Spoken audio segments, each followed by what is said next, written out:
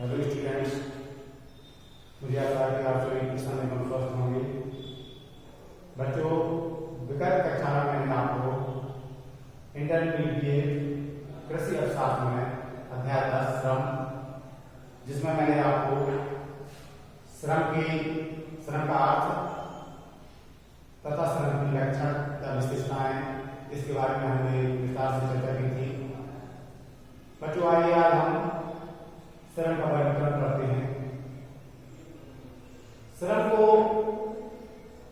3 वर्गों में विभक्त किया गया है। इसमें नंबर 1 उत्पादक तथा अनुत्पादक श्रम, द्वितीय कुशल तथा अकुशल श्रम, तृतीय मानसिक तथा शारीरिक श्रम। बच्चों, जो श्रम प्रथम उत्पादक श्रम के बारे में चर्चा करते हैं, अनुत्पादक के बारे में। जो श्रम धनोत्पत्ति के उद्देश्य से किया गया श्रम होता है, उसे उत्पादक श्रम कहा जाता है। जो श्रम धनोत्पत्ति के उद्देश्य से या धन उत्पन्न करने के उद्देश्य से किया जाए, उसे उत्पादक श्रम कहते हैं। जैसे कृषक द्वारा खेत में बीज बोना, उसका उद्देश्य क्या है?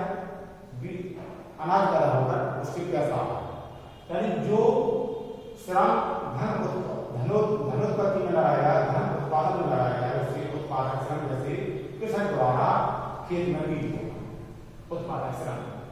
जबकि अनुत्पादक श्रम देश की सेवा, मनोरंजन इत्यादि किया जाए तो इसे अनुत्पादक श्रम की श्रेणी में रखा जाएगा। देश सेवा या मनोरंजन करता है, ये अनुत्पादक श्रम की श्रेणी में आता है। द्वितीय कुशल, अब इसमें उत्पादक श्रम में आपने देखा कि कृषक द्वारा खेत में गेहूं बोया गया, इसमें धनोत्पत्ति का उद्देश्य दूसरा देश सेवा या मनोरंजन वगैरह ही अनुत्पादक श्रम की श्रेणी में आएगा। दूसरा कुशल तथा अकुशल श्रम, वह श्रम जो किसी प्रशिक्षित व्यक्ति द्वारा जिस श्रम को करने के लिए किसी विशेष प्रशिक्षण की आवश्यकता होती है, उसे कुशल श्रम कहा जाता है। या प्रशिक्षित व्यक्तियों द्वारा किया गया श्रम कुशल श्रम कहलाता है। जो कार्य किया जा रहा है, जो श्रम किया जा रहा है, वो जो श्रमिक है, उस श्रमिक को उस कार्य को करने की का प्रशिक्षण प्राप्त होता है। ऐसे श्रम को कुशल श्रम कहा जाता है। द्वितीय अकुशल श्रम, जैसे जिस कार्य को करने के लिए किसी प्रशिक्षण ट्रेनिंग की आवश्यकता नहीं होती है, उसे अकुशल श्रम कहा जाता है। कुशल में जैसे टीचर द्वारा पढ़ाया गया, डॉक्टर, वकील, ये सब जो होते हैं, इस कार्य को करने के लिए, श्रम को करने के लिए इसमें प्रशिक्षण विशेष योग्यता की आवश्यकता होती है। जबकि मजदूर द्वारा मजदूरी करना, कूली द्वारा सामान ढोना, इसमें कोई प्रशिक्षण की आवश्यकता नहीं होती। ऐसे श्रम को अकुशल श्रम कहा जाता है। तृतीय जो श्रम है, तृतीय प्रकार से वर्गीकृत किया गया है, जिसमें मानसिक तथा शारीरिक श्रम। ऐसा श्रम जो मानसिक रूप से किया जाए, जिसमें दिमाग की आवश्यकता हो, शरीर की कोई विशेष आवश्यकता महसूस नहीं होती है, ऐसे श्रम को मानसिक श्रम कहा जाता है।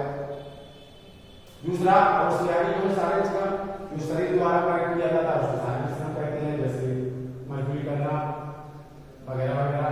और मानसिक श्रम जो होता है, जैसे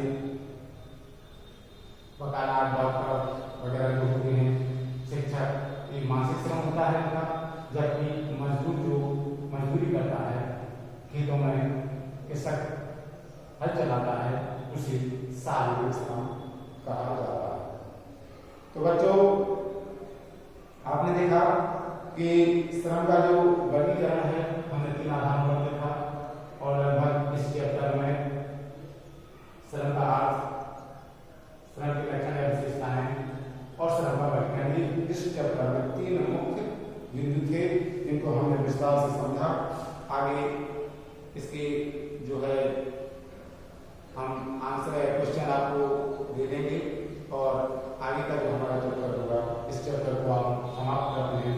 और अगला जो चैप्टर होगा श्रम विभाजन एवं इसके रूप। तो आज के लिए इस चैप्टर को समाप्त करते हैं।